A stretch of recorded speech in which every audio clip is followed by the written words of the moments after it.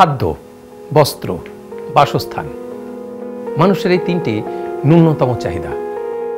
তার মধ্যে বাসস্থান, বিশেষ করে নিজের বাড়ি, যেন একটা স্বপ্নের বিষয়। মধ্যবিত্ত তিলে তিলে অর্থ সঞ্চয় করে সেই টাকা দিয়ে তার স্বপ্নের নীড় তৈরি করে। সেটা বাড়ি হতে পারে কিংবা ফ্ল্যাট। আর তাই সেই স্বল্প পুঁজিকে আমরা তুলে দিই কোনো এক প্রমোটারের হাতে, বিশ্বাস করে, ভরসা করে। কিন্তু বেশ কিছু জায়গায় দেখা যাচ্ছে সেই বিশ্বাস আর ভরসা কিন্তু রাখতে পারেনি সংশ্লিষ্ট প্রমোটার। একটা ঘটনার কথা বলি। কোনো একজন প্রমোটার একটি ফ্ল্যাট 5 জনকে বিক্রি করবেন বলে তাদের কাছ থেকে অ্যাডভান্স নিয়েছিলেন। ভাবতে পারছেন? এছাড়াও ঠিক সময় ফ্ল্যাট হ্যান্ডওভার করার কথা বলেও কথার খিলাপ। এ তো আমরা হামেশাই দেখতে পাই। আর তাছাড়া নানা রকম ফন্দি ফিকির করে ফ্ল্যাটের দাম বাড়ানো, এইসব ঘটনাও আমাদের চোখে আসে।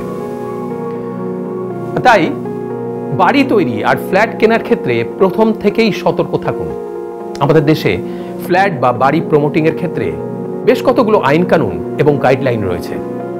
যেমন ধরুন, real estate act 2016, Indian contract act 1872, consumer protection act 2019।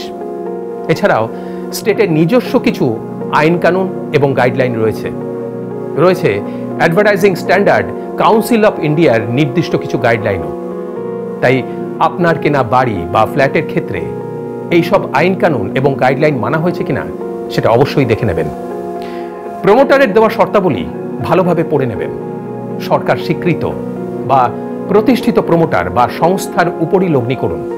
কোনো ভুঁইপড় সংস্থা বা সস্তায় পাইয়ে দেওয়ার নামে কোনো প্রতারণা চক্রের ফাঁদে পা দেবেন না।